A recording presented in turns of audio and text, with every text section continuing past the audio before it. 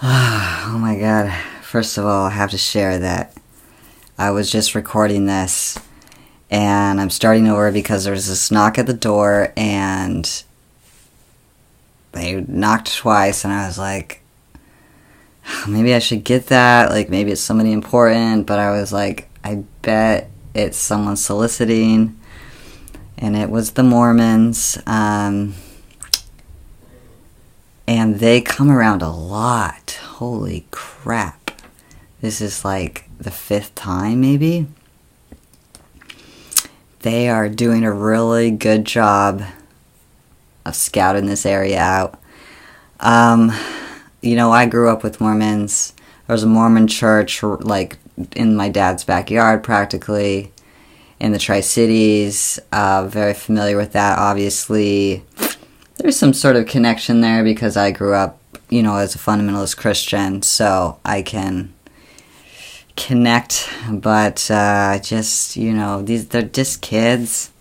Anyways, I was like, me and McGregor came to the door. McGregor is my roommate's partner, and he's visiting from out of town, and we're like, hi, you guys are great, but no. And then I was like, thanks, shook their hands, and then they were like, oh, I like your tattoos. Does that say faggot? I was like, yes, I have faggot tattooed on my arm. Bye! Man, I wish I would have gotten into a conversation about that. Nah, not. Just kidding. Anyways, so that incident has nothing to do with what I'm about to talk about today, which is psychic connection. I'm Sebastian. Welcome to the Unicorn Gathering.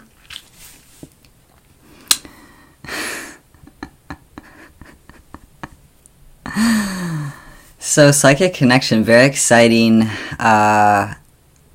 topic. I really want to talk about this. Now, people are like, I'm psychic, and there's a lot of different ways of understanding this word and what that means to be psychic. This is specifically talking about connecting with other people psychically. This just means connecting with another individual outside of the material 3D physical realm. Like, they're not in the same room as me. And, yeah, let's just get into it. A really great show that kind of goes into this is Sense8. You can stream it on Netflix. Really great show. One of my favorite shows, actually. So, there's a lot of queer stuff in it, too, which is exciting. So, yeah, if you haven't watched Sense8, watch it. And if you don't get it, then that's okay. But had a big impact on me and kind of explores this topic in a really fun and exciting and great way. So, let's just get into it. So, there's 7 sort of ways I'm going to talk about psychic connections. The first one is, I'm just going to call this visiting. I'm just making up all these words. This is when you feel someone's presence in and around your physical space in like a very tangible way. That could, you know, it could be almost like feeling a ghost. Like, the hair might rise on the back of your neck or your arms, like you just, or you might like glance over your shoulder like someone is like looking at you, like, and there's a lot of different ways that you can have this experience, but it could be someone specifically that you feel in your space. Like, you can just sense their energy, their presence. It could be someone in your life that's alive, present day, and you can just suddenly, like, feel them very tangibly,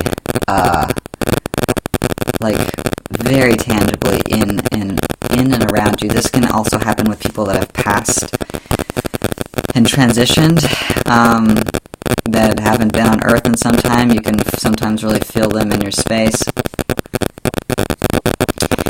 You can also feel people or things or energies that are not even necessarily something that's familiar with you, like people that you don't know. You just might feel a presence of beings that's in and around. And if you ever feeling intimidated or weirded out by that kind of energy, you can always ask it to go away. You're in charge of your space, so make sure to make boundaries. You can make psychic boundaries to ask those beings to go away. Man, one time I was sitting and meditating in my room, and it also depends on like where you're at. Like outside, you could feel a lot of beings kind of in and around your space, or certain buildings, older buildings.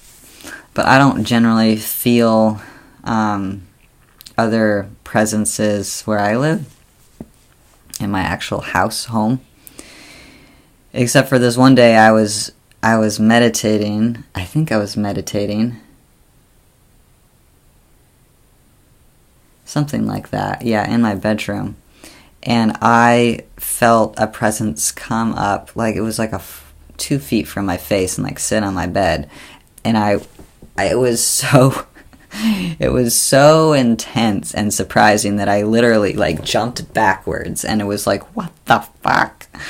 And I was like, please leave, please go away, like I don't know who you are and like what you want. I was just really freaked out by it. So that presence left very quickly, and I didn't feel it anymore, and that was very rare. It's very rare that anything kind of comes up in and around my space in my actual bedroom, but it's very common when I'm outside to feel sort of presences in the forest, but they're just kind of there, and I'm in their territory. So again, like our psychic abilities, meaning the ability to perceive things in other dimensions and other realms, increases as we raise our vibration, as we clear out, and as we wake up. So, and all these experiences are real, and they don't have to be scary. Nothing's trying to fuck you up or hurt you, you know what I mean? Like, it doesn't have to be like that. So don't be freaked out by it. Just know that it's real and it's happening. So, but more common is feeling someone that you love, someone that you feel really connected to up in your space, just visiting you, hanging out with you. And that can be really exciting. The next thing I'm going to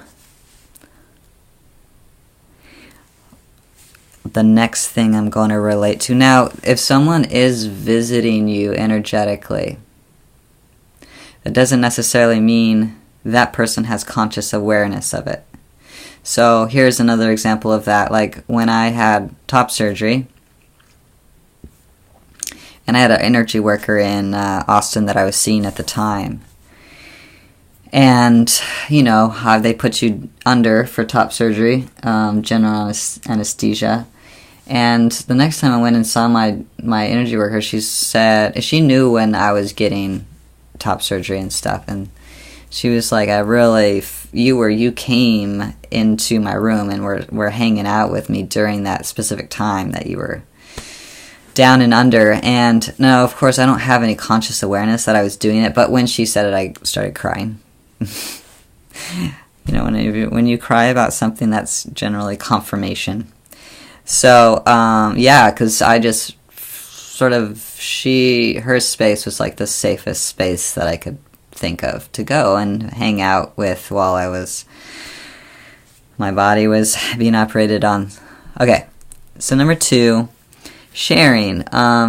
This is so common for sensitive people and empaths. This is in a two-way connection with someone you feel really connected to.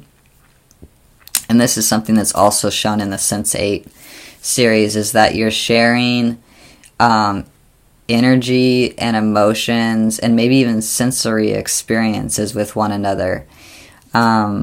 Again, this is to the people you feel the most connected to. So it could be a family member, or it could be a partner, you know, intimate relationship. But you might just be going through your day and suddenly feel like you maybe get stomach cramps, or suddenly you feel like really sad out of nowhere. Well, you might might have anything to do with you. You might actually be psychically picking up on another person.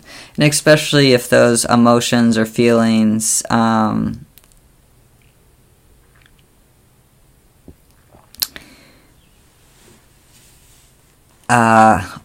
with, visualizing or thinking about that person.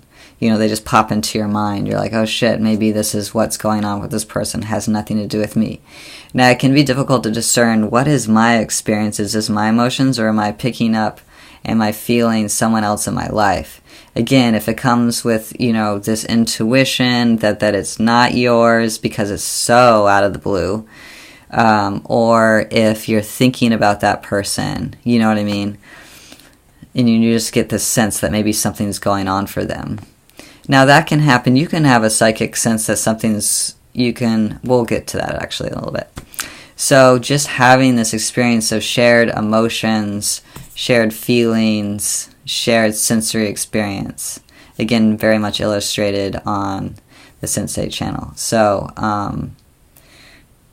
that feels pretty self-explanatory, and I feel like this is a very common one that's happening all the time with people that are sensitive, empathic. They don't even know that a lot of times that the things that they're experiencing have nothing to do with them. It has to do with their strong connections. And if you're connected to somebody that maybe is toxic or is a toxic connection, you got to be there's ways in which you can manage, cut that, or build boundaries, because you don't necessarily want that person sharing their stuff with you. You want to be only connected that way and really open psychically with people that are love you unconditionally, have a certain level of awareness and consciousness. So it's another video on its own right. So let's go to number 3. This is a fun one, dream visiting.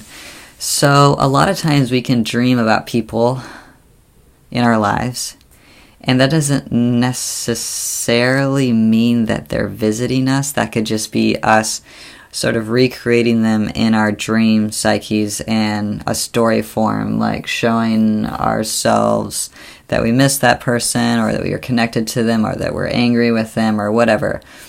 Dream visiting, where that person's astral body or energetic body, one of their energetic bodies, is actually coming into your conscious awareness, is very different.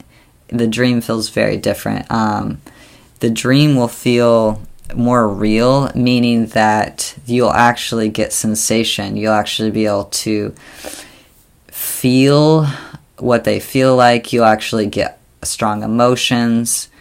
And tactile sensory sensations. That's when you know that the person's dream visiting, like they're visiting you. Now, if you call that person up the next day and be like, did you visit me? They might not have that awareness that they were visiting you. Again, everyone's at a different level of consciousness and awareness about their own experience. And so sometimes we don't know if we're hanging out with other people, if we're not hanging out. I don't know what the hell I'm doing half the time when I'm flying around. People tell me shit all the time, that I'm in their dreams, or da-da-da-da. I don't know, like, is that me? Is it not me? I'm not sure. But certainly if you have a dream that's very vivid, that's very strong, that deeply impacts you when you wake up, that you remember very strongly, it's very tactile, it's very emotional, certainly, and a lot of people can share the same dreams too, then you definitely know there's a strong connection there. But a lot of times we just dream. We'll have dreams about people, and that doesn't necessarily mean that they're coming over and being in our dreams, especially if it's just, a normal dream situation. But our dreams can tell us, like, let's say I have a dream where someone's in trouble in our dream. That could be our higher selves telling us to maybe check in with that person. But that person's not necessarily coming over and telling us. So you have to be discerning about the dream psychic sense. So much to be said on that. Okay, checking in is kind of... this is number 4. This would be like thinking about someone, and it kind of goes with number 2. You're having an emotion, and then someone pops into your mind. But checking in would be more intentionally, like thinking about somebody, and then seeing what you feel, or if there's any visuals that come up when you think about them. And you can literally peek into people's lives. That sounds kind of invasive. But just to get a sense of how they're doing, you want to have a positive intention there. You want to have a pure intention there to see, like, are they feeling okay? Are they doing okay? What are they up to? You can't literally know, what exactly they're doing. You might get a general sense of their mood, or how they're doing, and maybe emotionally you can sense, they seem to be doing all right. Or it's like, ooh, when I tap into that person's energy, when I think about them, I feel like, whew. This is probably the most common way to sort of feel psychic ability. Anyone can do it, and you can start, if you just trust your intuition, you can start getting a lot of information about, It's the same way you check in with a situation. Is that decision good for me? You just intuit it, check in with it energetically. How does it feel? How does it make me feel when I think about it, to see if that's the right decision for you? You can do the same thing with people. And that's kind of like a one-way connection, like, meaning you're not sharing emotions back and forth or things back and forth kind of unconsciously. It's like you're intentionally... Or you could just be laying down in meditation and they kind of pop into your head, but it's not like a full-on visceral experience. It's just kind of a light, checking in to see, where is that person, what are they doing? They might pop into your mind. Okay, number 5 is telepathic communication. This is communicating with someone directly, instantly, non-verbally. This is going to become very, very common in the future. There's probably some people that in your life that you probably are communicating with non-verbally a lot, and you might not even know, especially close partners, people you live with, people that you know each other so well that one look and you can communicate like sentences and sentences of information. So, that would just be communicating without talking. There's some people that we're so connected to that we're communicating like so much information just through our, our energy, our emotions, eye contact, it's just, we don't have to say anything. It's just all being communicated. And again, like, we're all built and wired to be telepathic, and eventually, but we kind of don't learn those abilities, or those abilities are shut down as children, and so we just kind of turn them off. But technology is really mimicking, our social media is really mimicking all of these abilities that we have already inside of us, and if we shut down all of that overnight, we would probably develop our psychic senses that would go way up, because we would have to develop those quickly. But we can, if you're open to it, you can telepathically communicate, especially if you're seeing that person. Now, you can telepathically communicate with someone if you're not in the same space as them too. But that is going to be a lot more challenging. Again, this is just something that we have to practice and build up to. You can communicate with somebody. Distance is not a thing. It doesn't matter how far away they are. You can communicate a lot with someone energetically, emotionally, just by setting the intention, I intend to communicate these thoughts and feelings to that person. And depending on how open that person is, they'll receive those, they'll receive those messages in some capacity. Again, like, when two people are involved in psychic connection or communication, like, it really depends on, like, if both people are on the same page in terms of their level of consciousness and self-awareness that they have with themselves as to how well the communication can go. So, if you're trying to telepathically communicate with someone that's, like, kind of shut down or not awake or unaware, then that's probably not going to work very well. But if you're, like, communicating with someone with, that's on your same level and page, like, it's going to be much easier. And again, it just takes practice and trust and just trusting your intuition and all that jazz. Super fun stuff. I keep looking over here because I have this written down. All right, here's another one that's really important, is communicating with another individual's higher self. So telepathically, we're communicating with that person's self as they exist right now in the 3D plane. But a lot of times, especially if we have access to our higher selves, we can definitely access anyone in our lives' higher selves. Those beings are always going to be available for us. The earthly parts of them might not be available, but the higher selves that exist in the soul world are always available at any time.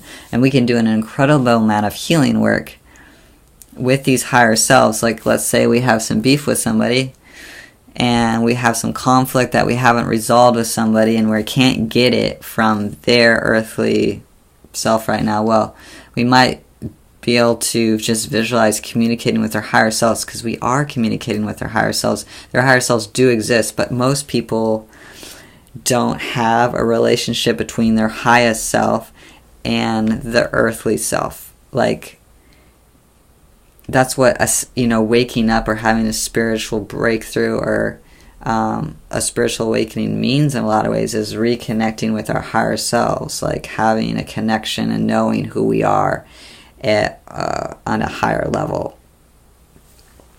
So we can always connect and communicate with someone's higher self, and we can learn all the things, within reason that we need to learn that are helpful for us, and in terms of our connection with somebody, just by tapping into their higher selves. That doesn't mean that their higher self is going to be able to be in communication with their earthly self, because again, each individual is building that relationship this lifetime, if that's in the plan. But most of y'all are, and the more connected we are to our higher selves, the more those kind of integrate into one being. So there's not this disconnect between my ego and my spiritual self or my soul, that they're integrated into one being. So if you imagine talking to someone's, you're like, gosh, I've never imagined this person as a loving creature or a spiritual creature, an awake creature. Well, imagine them as that, because that part of them does exist somewhere.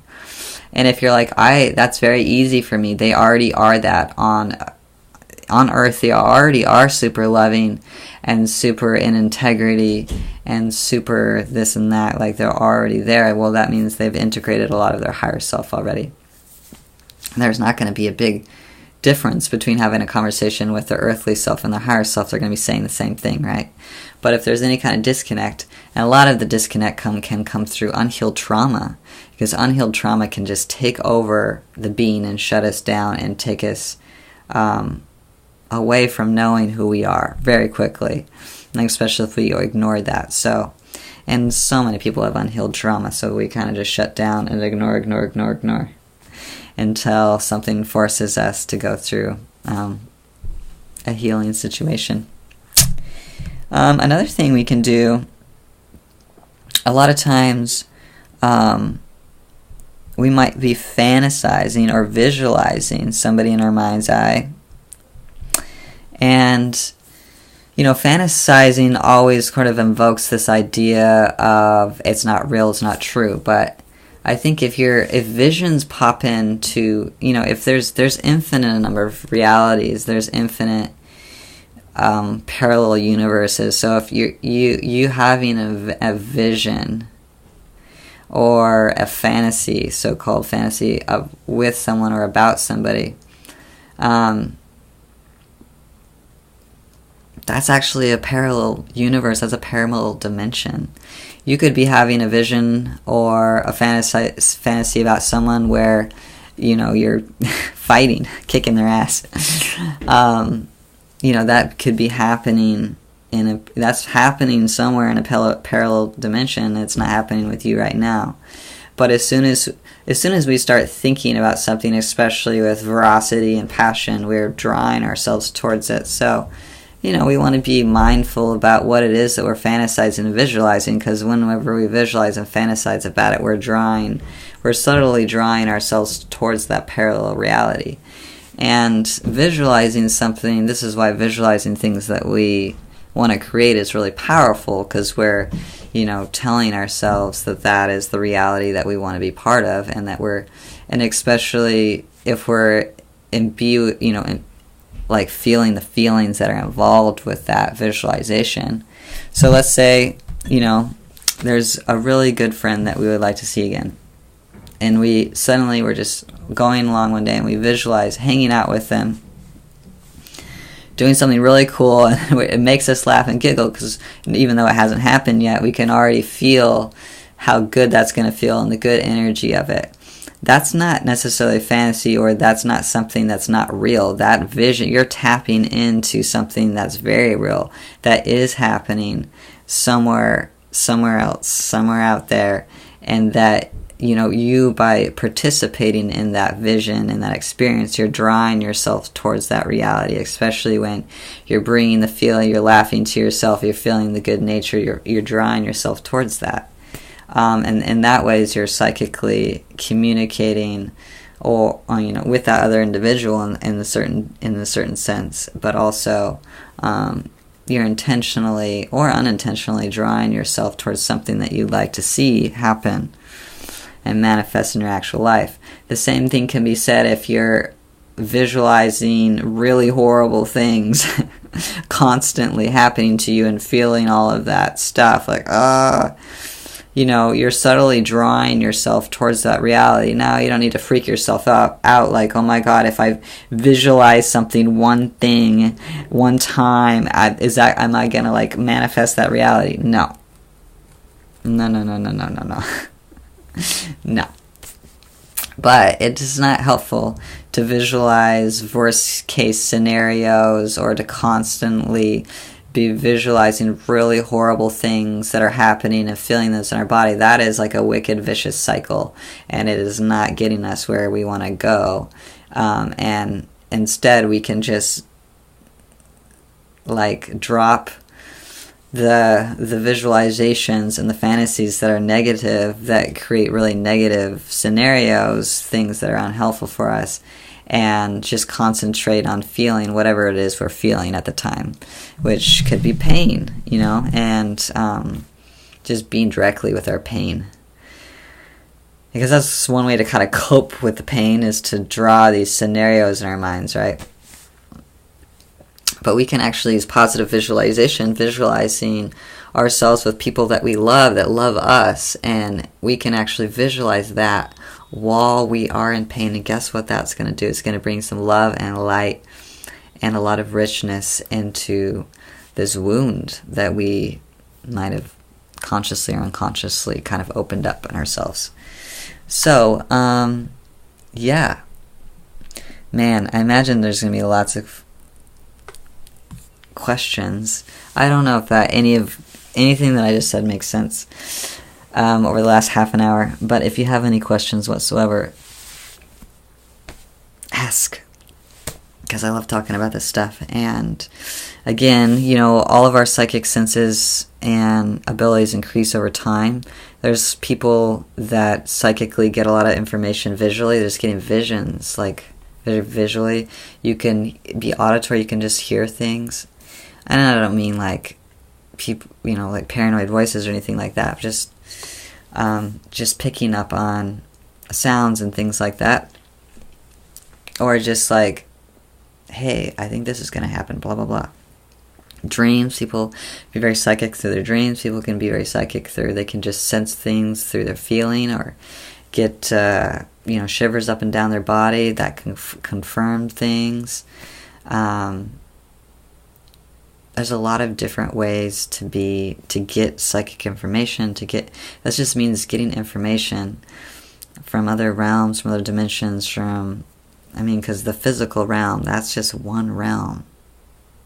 It's one tiny little 3D realm. There's bajillions other things going on constantly, and it's important to tap into those dimensions because lots happening there, and that can help us in our lives. So, yeah, I think that's all I need to say on that. I hope that you liked my video. I didn't really use this, but